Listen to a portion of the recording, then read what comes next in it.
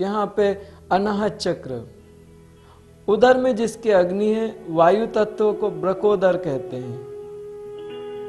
अनाहत चक्र में निनाद की, घंटा निनाद की तीव्र शंख ध्वनि बहुत से साधक सुनते हैं, घंटा बजते हैं। जब साधक ध्यान, गहरे ध्यान में जाते हैं और उनके अंदर वायु तत्वों में शुद्धि होती तो अंदर से घंटों की आवाज आती है। ऐसा होता था, होता है, बहुत साधकों को होता है और हुआ है। इसका एक ही अर्थ है पौंड्र, मतलब पौंड्र का मतलब अगर आप डिक्शनरी में देखें तो पीड़न करना, ताड़न करना। वायु तत्व को ताड़ित करते हैं, वायु तत्व को ताड़ित करते हैं। अगर अपन प्राणायाम करते हैं तो कुंभक करते हैं। वायु तत्व उससे क्या है, प्रताड़ित होता है। जो प्राण वायु है वो प्रताड़ित होती है। उससे क्या होता है कि जब हम श्वास रोक देते हैं या बहुत तेज तेज श्वास लेते हैं तो वायु तत्व प्रताड़ित होता है और उसकी गति बढ़ती है, वो उग्र हो जाता है। और जब वो उग्र हो जाता है तब वो जो त्रिबंध होते हैं, उन त्रिबंध के भीतर प्रवेश करके बंधनों को तोड़ना प्रारंभ कर देता है। एक्चुअल हमारे नाड़ी तंत्र में मुख्यतः 3 नाड़ियां हैं और उनमें भी सबसे मुख्य है सुषुम्ना। सुषुम्ना वायु तत्व से जुड़ी है। और मान लिया जाए राइट साइड में पिंगला है तो पिंगला अग्नि तत्व से जुड़ी है और ईडा जल तत्व से जुड़ी है, तो मुख्य वायु तत्व है। सुषुम्ना में वायु तत्व होता है। यहां से जब वायु ऊपर उठती है तो सुषुम्ना में क्या होते हैं, बहुत सारे कर्म होते हैं, भरे होते हैं। उसके कारण वो हमारी चेतना ऊपर नहीं उठ पाती, वो रोकते हैं। तो इसके लिए क्या होता है, उस वायु तत्व को बहुत प्रचंड किया जाता है। वो जो गुरु होते हैं, जो समर्थ होते हैं, उनके सामने बैठ के उस वायु की गति को खूब बढ़ाया जाता है। उसके अलग अलग उपाय हैं, कोई कुंभक करके करता है, कोई ब्रीदिंग करता है, कोई कुछ करता है और वायु की गति को बढ़ाते हैं। तो वो जो त्रिबंध होता है, त्रिबंध को तोड़ते हैं। वो वायु तीव्रता से ऊपर नीचे गति करती है सुषुम्ना में और जितने कर्म हैं उनका नाश करती, ताड़न कहते हैं। एक इसमें बहुत श्रेष्ठ व्यवस्था है कौलिनी। जो कौल धर्म के साधक होते हैं वो इसमें प्रचंड शक्ति रखते हैं, प्रताड़न में, ताड़न में। तो हमारे शरीर के भीतर जो कर्म है वायु तत्व के द्वारा उनको प्रताड़ित करना, वायु तत्व के द्वारा उनको नष्ट करना, उस समय अग्नि भी वायु को सपोर्ट करती है और कर्मों का नाश होता है। तो यहाँ पे पौंड्र नामक, पौंड्र का अर्थ है ताड़न करना, पीड़न करना, कष्ट देना। और प्राणवायु को जितना ज्यादा पीड़ित करो, प्राणवायु उतनी स्थिर होती है, शांत होती है। और प्राणवायु को जितना आपने पीड़ित कर दिया, प्राणवायु उतनी शांत हो गई, मन एकदम खड़ा हो जाता है, एकदम शांत हो जाता है। प्राण अगर चंचल है तो मन शांत नहीं हो सकता। प्राण को अगर प्रताड़ित कर दिया, ताड़ित कर दिया तो मन एकदम खड़ा हो जाता है, स्टिल हो जाता है, हिलाए नहीं हिलता। इसी को कहते हैं, जो ब्रकोदर है, भीम है, उसने पौंड्र नाम का शंख बजाया। वायु तत्व ने प्रताड़न का शंख बजाया। उसने भीम रूपी भाव कहता है, भाव हृदय में ही होते हैं और हृदय में वायु होती है। भीम रूपी भाव कहता है, उसकी उद्घोषणा है कि अगर मैं जीत गया तो मैं प्राणों को स्थिर कर दूंगा और मन की चंचलता को समाप्त कर दूंगा। ये भाव रूपी भीम है, बहुत बलशाली है। भवानी पतिम भावगम्यम, भाव से भगवान भी प्रकट हो जाते हैं। निर्गुण निराकार सगुण सकार में प्रकट हो जाता है। भाव में बड़ी क्षमता है, भाव में बड़ी शक्ति है। भाव है तो पूजा की सामग्री नहीं चाहिए, मंदिर नहीं चाहिए, मस्जिद नहीं चाहिए, गिरजाघर नहीं चाहिए।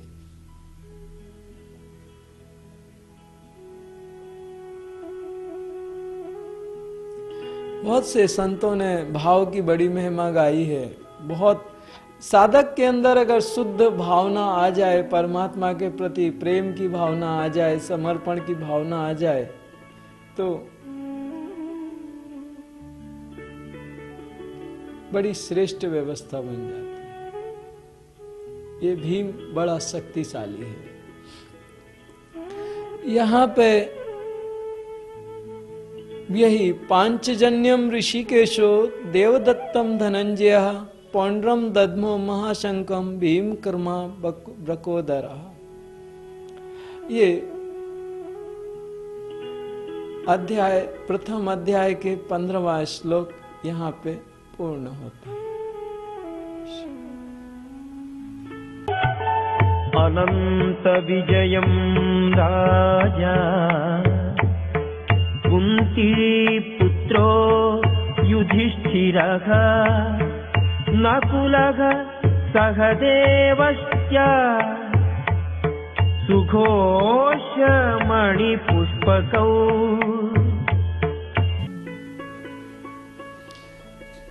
प्रथम अध्याय इसका 16वां श्लोक।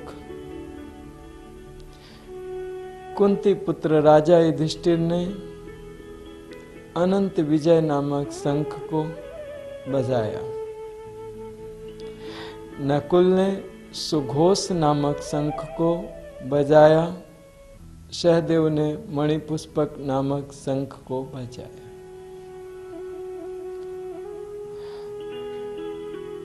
कुंती पुत्र राजा युधिष्ठिर युद्ध में जो स्थित है वह आकाश तत्व है। आकाश तत्व जो सब कुछ त्याग के खड़ा हो गया, जिसके अंदर निवृत्ति है, प्रवृत्ति को उसने त्याग दिया, उसके अंदर त्याग है, कुछ पाने की इच्छा नहीं है, जो कुछ था वो भी त्याग दिया। उसको कोई कैसे चंचल कर सकता है? बहुत कठिन है उसको चंचल करना। उसका शंख का नाम है अनंत विजय।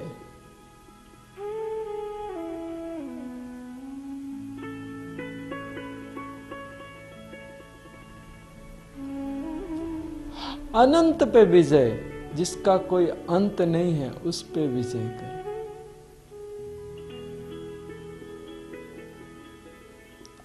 ये अनंत विजय शंख उसी के पास हो सकता है जिसने सब कुछ त्याग के परमात्मा को प्राप्त करने के लिए शून्य हो गया, अपने आप को खाली कर दिया पूरा। क्योंकि उसे मालूम है परमात्मा सूक्ष्म से सूक्ष्म और व्यापक से व्यापक है। अगर मेरे अंदर कुछ रहा तो परमात्मा आ नहीं पाएगा, समा नहीं पाएगा। इसलिए अपने आप को पूरा खाली कर दिया, रिक्त कर दिया, सारे बंधनों से मुक्त हुआ, ऊपर उठा।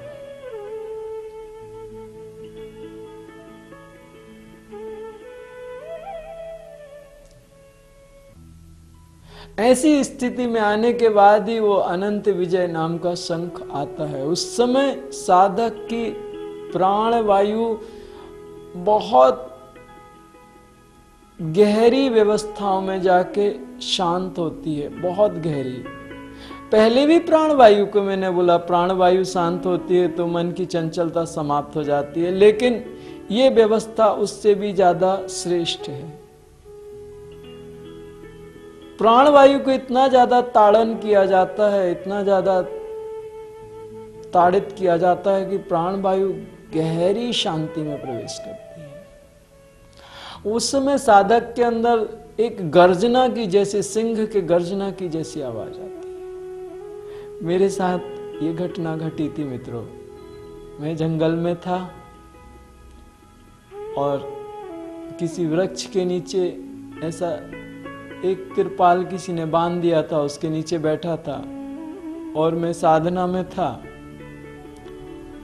और जब गहरी साधना में था, मुझे सिंह के गर्जने की आवाज आई मुझे लगा बाहर सिंह है। और मुझे एक बात मालूम थी कि गहरी समाधि में चले जाओ तो कोई जानवर कुछ नहीं करता,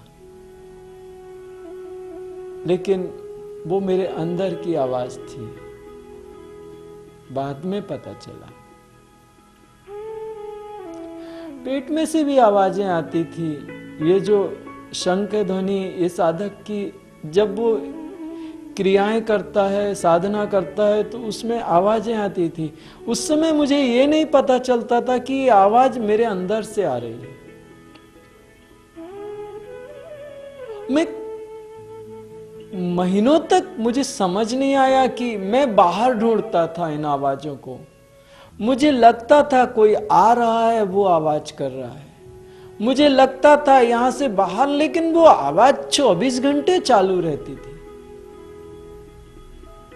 और जब मैं साधना करता था तब तो वो आवाजें बहुत स्पष्ट आती थी। मैं साधना करते समय भी इतनी गहरी समाधि में भी मुझे वो आवाजें सुनाई देती थी। हद हो गई, जब 2 नंबर के लिए गया, उधर भी बैठा तो आवाज आ रही है। हर जगह मैं खोजता था कि ये आवाजें किधर से आ रही हैं। एक दिन तब पता चला कि ये तो मेरे पेट के भीतर से आ रही है। महीनों आती रही।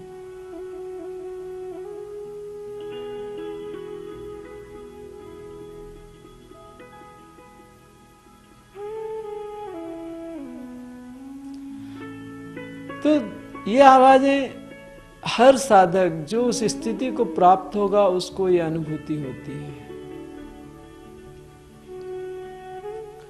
यहां पे राजा युधिष्ठिर वो राजा हैं। यहां पे जिसने सब कुछ त्याग दिया, अध्यात्म में उसको राजा कहते हैं। जो आकाश तत्वों में स्थित हो गया उसको राजा कहते हैं। अभी एक बात मैं आपको कहूं, यहां पे एक स्फुटा शक्ति होती है। अष्टलक्ष्मी में एक लक्ष्मी होती है जो विशुद्धि चक्र में होती है। जो विशुद्धि चक्र में आ गया वो स्फुटा लक्ष्मी उसको सिद्ध हो जाती है। वो चाहे जितना चाहे उससे ज्यादा देती है ये लक्ष्मी। अभी इस स्थिति से भी अगर उसको राजा कहा जाए तो उचित है। और उसने सब कुछ छोड़ के अपने स्व के राज्य में स्थित होता है, इसलिए भी अगर उसको राजा कहा जाए तो उचित है। अब उसके दोनों हाथ में लड्डू है। ये रियल का राजा है। जो निवृत्ति को प्राप्त होता है वो श्रेष्ठ राजा है। उसके सामने सिद्धियां रिद्धियां सिद्धियां सर झुका के खड़ी हैं। जब चाहिए तब, जो चाहिए तब मिल जाएगा। बिल्कुल वैसे जैसे पहले के समय में सूटकेस भर भर के लोग नोट लेके जाते थे कहीं जाना है, लेकिन अब एटीएम कार्ड बस बहुत है। अब मोबाइल ट्रांजैक्शंस हो जाते हैं। अब उतने नोटों को ले जाने की जरूरत नहीं है। एक बारीक सा एटीएम कार्ड डाल दो, पैसा निकल आएगा। बिल्कुल ऐसी स्थिति उसकी होती है जो आकाश तत्वों में स्थित है। जहां जो चाहिए, जितना चाहिए, कहीं ना कहीं से निकल के आता है। स्फुटा लक्ष्मी है, रास्ता निकाल के देती है। देने वाले के 1000 हाथ, देना है तो दे ही देगा। इसलिए इसको राजा युधिष्ठिर कहा गया। अनंत विजयम राजा कुंती पुत्रो युधिष्ठिरा। अनंत पे विजय प्राप्त करी, इसका शंख है। अनंत पे विजय, ये राजा है। नकुला सहदेवश्च सुघोषण मणिपुष्प का। अगर युधिष्ठिर आकाश तत्व है, भीम वायु तत्व है, अर्जुन अग्नि तत्व है, तो नकुल जल तत्व है। जल तत्व लिंग मूल में स्वादिष्टान चक्र ही इसका स्थान है।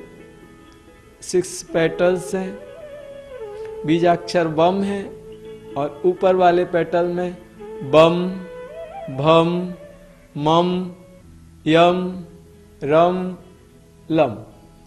ये 6 पेटल्स में 6 बीजाक्षर हैं। भगवान श्री नारायण अधष्ट इसके देवता हैं और इसके राक्षस ग्लानी है, गिल्टी है। इस जल की, इस स्वादिष्टान चक्र का राक्षस ग्लानी है, तो देवता नारायण। इनके शंख का नाम है सुघोष।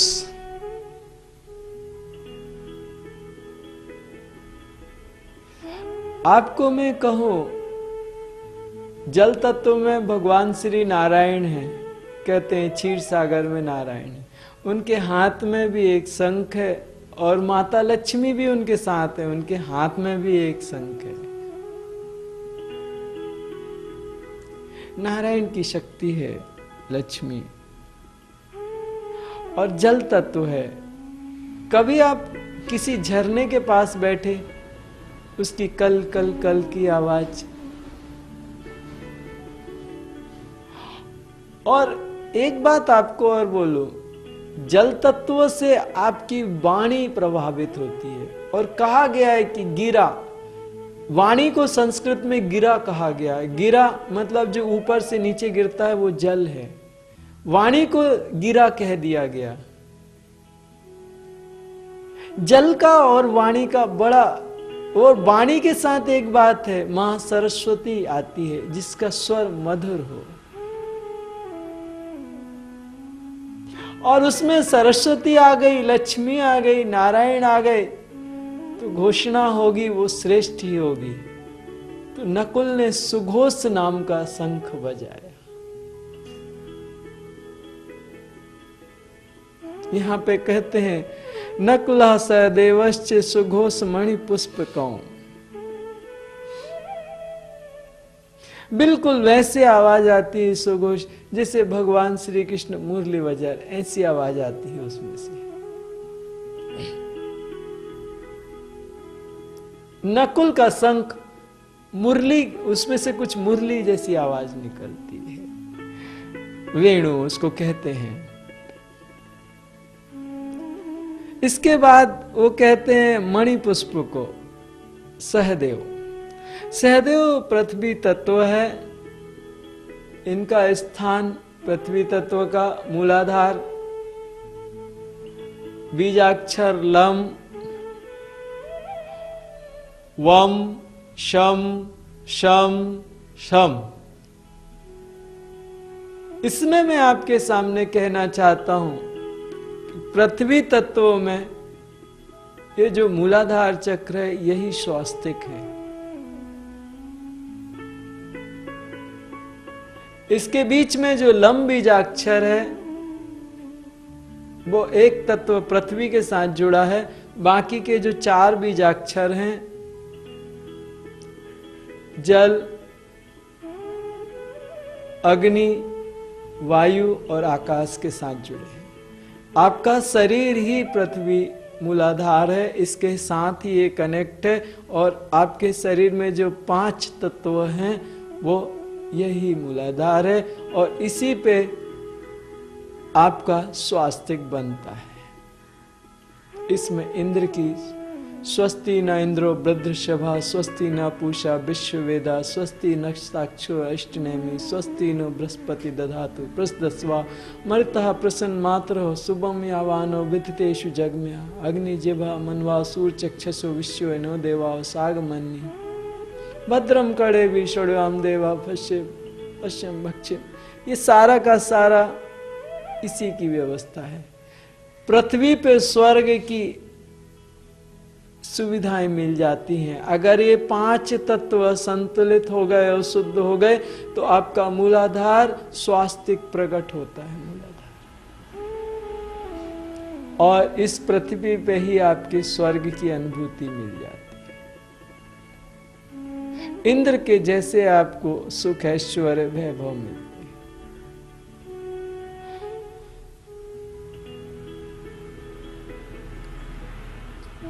कुंडलिनी और प्राण शक्ति का स्थान भी यही है। और मेरी इस बात की पुष्टि यहाँ पे बड़े बड़े विद्वान भी करते हैं, क्योंकि जब मूलाधार से चेतना ऊपर उठती है तो जीवन में सुख, समृद्धि, शांति और व्यवस्थाएं ज्यादा आती है। मूलाधार में कुंडलिनी शक्ति सुप्त रूप से सोई पड़ी है। यहां भगवान श्री गणेश भी है। तो यहां मणि पुष्पक शंख है, मत भृंग के समान ध्वनि इसी स्थान से उठती है। इन सब चक्रों में वायु का आना जाना है। तब तथा सबके भीतर आकाश वर्तमान है। मित्रों, ये एक एक नकुल का जो उद्घोषणा है वो उद्घोषणा है सुघोष की। सुघोष का मतलब होता है मंगल, श्रेष्ठ, उचित। और मूलाधार में अग्नि तत्व कहा गया है।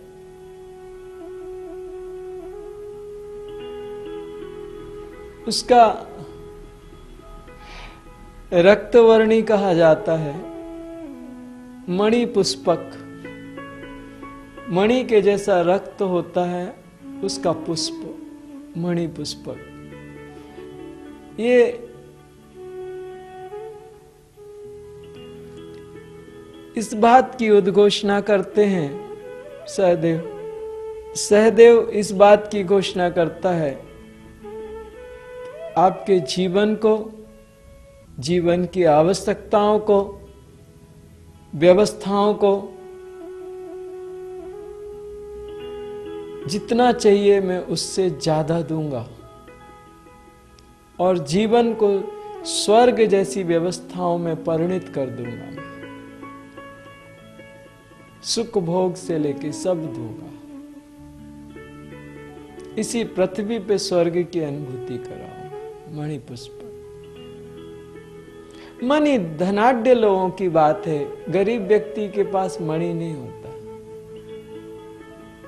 यहां तो मणि पुष्प की बात कर रहे हैं, जो पुष्प मणि के जैसा हो, जिसमें लक्ष्मी हो, जिसमें समृद्धि हो, जहां से समृद्धि निकले। तो ये इनका उद्घोष है। यहां पे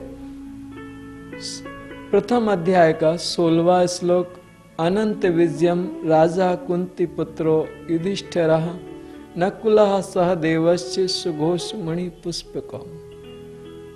इसका अर्थ मैंने आपको अपनी जितनी मेरे अंदर बुद्धि या जितनी मेरे अंदर क्षमता कोशिश की आपको बताने की।